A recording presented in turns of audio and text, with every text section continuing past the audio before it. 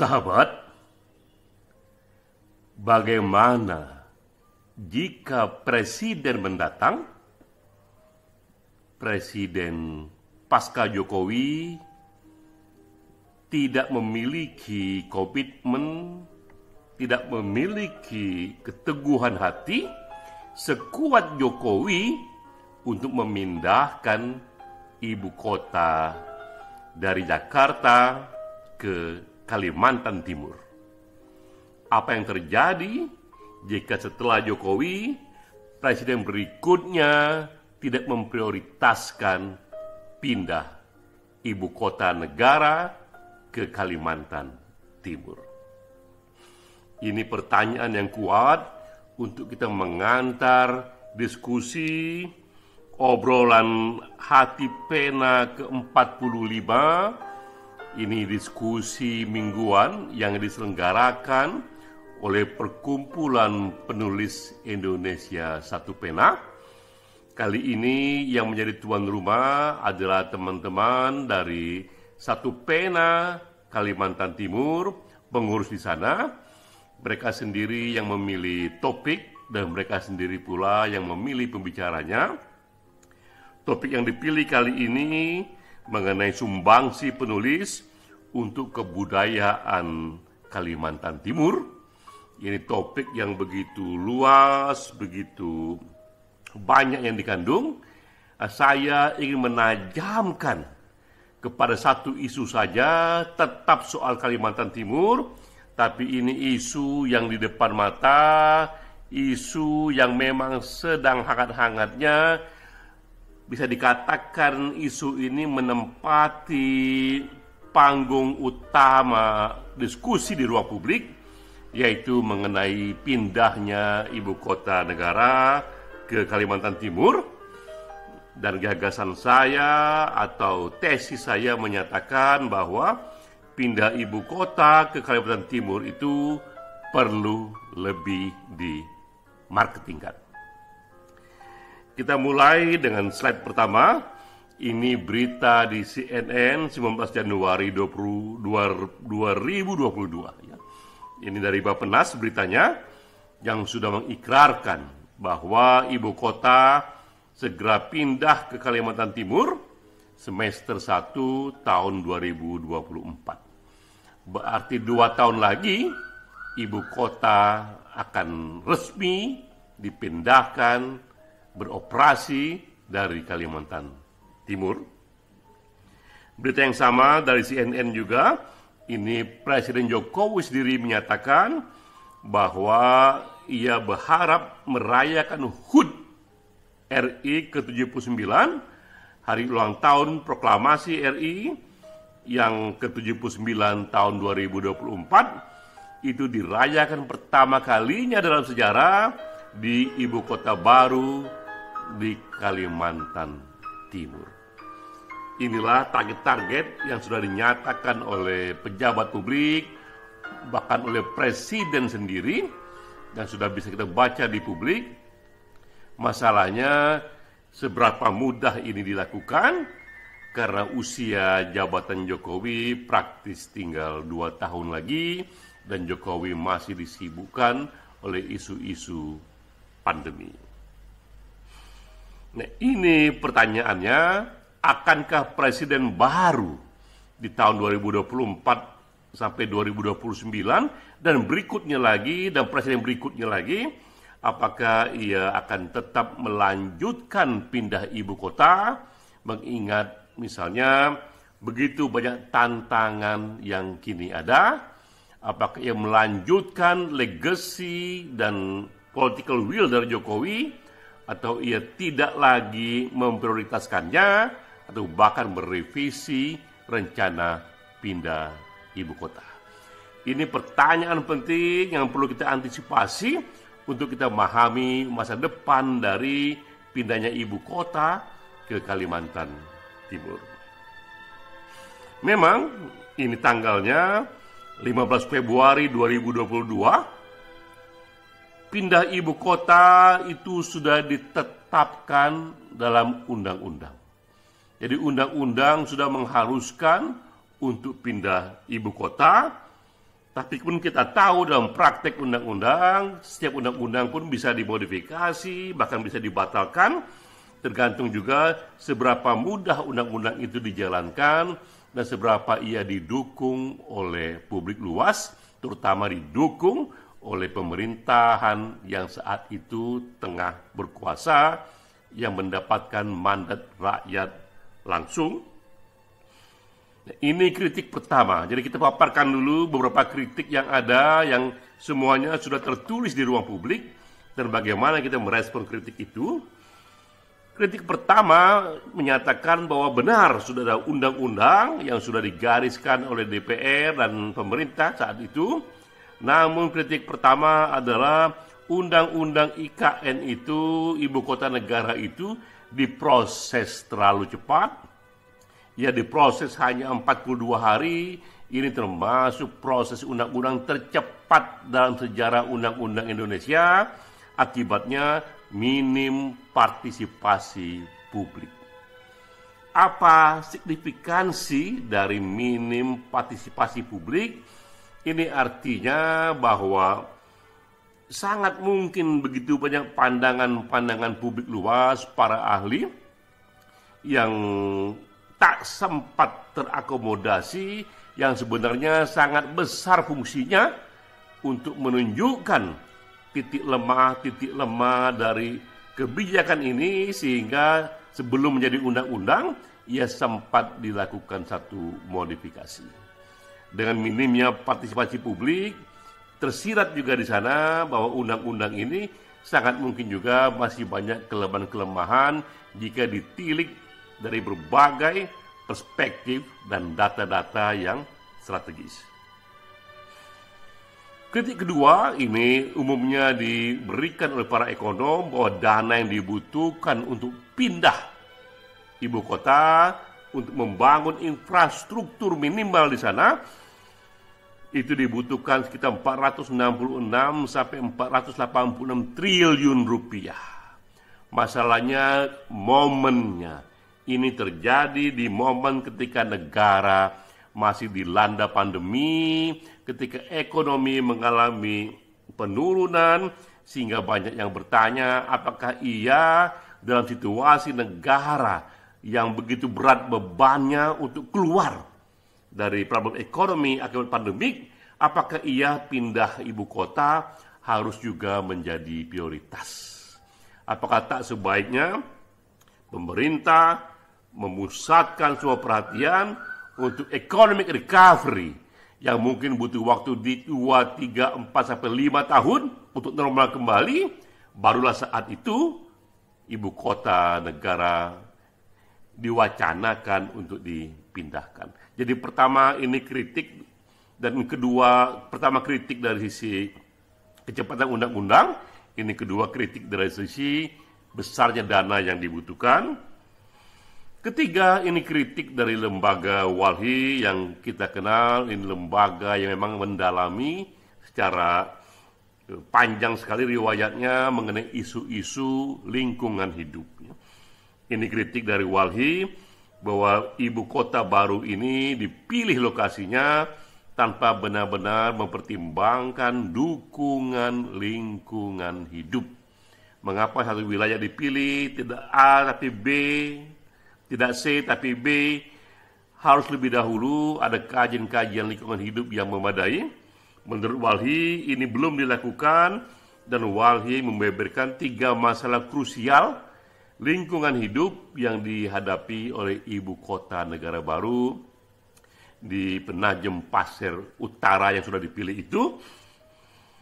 Ini beberapa isu yang dinyatakan oleh Walhi. Pertama adalah ancaman terhadap tata air yang dimiliki oleh calon ibu kota baru. Betapa nanti di sana akan hidup begitu banyak populasi, dari manakah sumber airnya. Walhi sudah menghitung secara saintifik betapa nanti itu di sana akan terjadi krisis air, ya. Juga pandangan dari sisi perubahan iklim, termasuk juga ancaman terhadap flora dan fauna ataupun kerusakan dari lingkungan hidup. Ini perspektif yang ketiga dari kritik itu. Yang keempat adalah dari sisi dukungan publik. Nah, ini adalah survei LSI DNIJA bulan Mei tahun 2022, bahwa ternyata ketika ditanya ibu dan bapak sekalian, apakah ibu dan bapak menyetujui ibu kota negara pindah dari Jakarta ke Kalimantan Timur, yang menyatakan setuju dan tidak setuju sama banyaknya. Hampir sama banyaknya, selisihnya kecil sekali, hanya 1%. Ini selisih yang orang bilang di bawah margin of error, sehingga selisihnya tidak signifikan. Yang mendukung sebanyak 45,8%, yang menentang sebanyak 44,6%.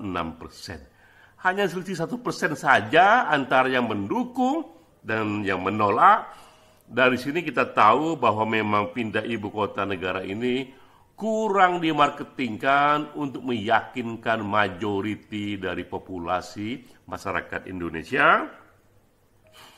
Nah, ini kesimpulannya bahwa agar ibu kota berhasil pindah ke Kalimantan Timur, perlu lebih dimarketingkan. Isu ini perlu lebih dikemas untuk meyakinkan tidak hanya para pemegang kecenderungan tanah air, tapi juga penduduk Indonesia yang berjumlah sekitar 250 juta sampai 270 juta dari Aceh sampai Papua. Karena sebuah public policy, apalagi yang kontroversial, akan kuat dilaksanakan jika dukungan publik sudah mencapai angka mayoritas.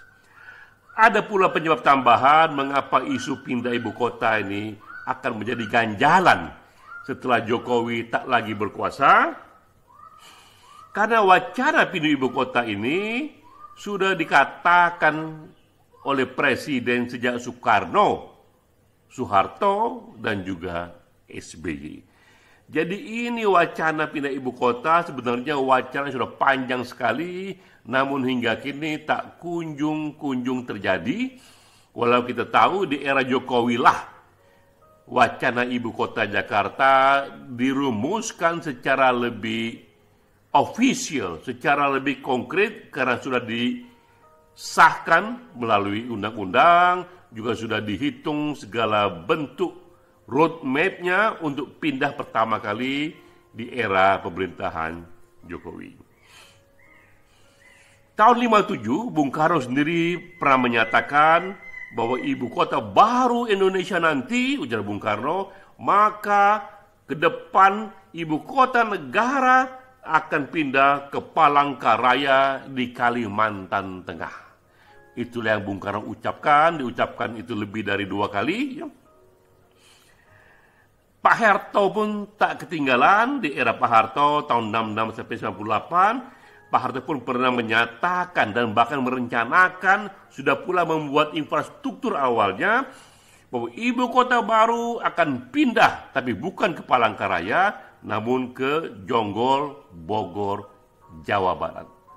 Sudah ada 2 presiden sebelum Jokowi yang menyatakan ini, dan pun SBY pun menyatakannya pula, tapi SBY membuka pilihan bahwa Jakarta boleh jadi tetap ibu kota negara, namun pusat pemerintahan saja yang dipindahkan.